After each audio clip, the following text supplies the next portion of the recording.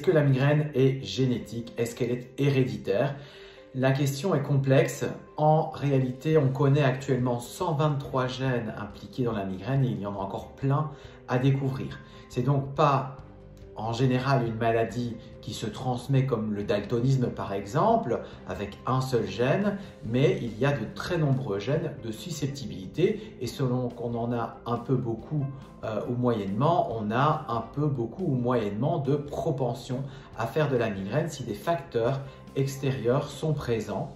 On comprend donc qu'on peut avoir un parent qui a une migraine très présente, très invalidante, alors que son enfant n'a pas de migraine, voire a une migraine extrêmement peu fréquente et peu invalidante. On peut imaginer aussi que des jumelles monozygotes, c'est-à-dire des vraies jumelles, puissent avoir donc exactement le même matériel génétique et que pour autant, elle n'ait pas du tout la même expression de la migraine en fonction des facteurs extérieurs. Si je prends un exemple de jumelles, l'une qui mène une vie d'hôtesse de l'air, qui va donc être soumise à des changements de rythme dont on sait qu'ils ne sont pas bien tolérés par le cerveau des migraineux, eh bien on peut imaginer qu'elle aura plus souvent de crises de migraine que sa sœur qui aurait décidé de rentrer au couvent avec des rythmes toujours très réguliers et moins de stress, on peut l'imaginer. Donc la migraine, il y a une composante génétique, ce n'est pas pour autant une maladie monogénique avec une transmission comme on peut l'avoir dans certaines maladies génétiques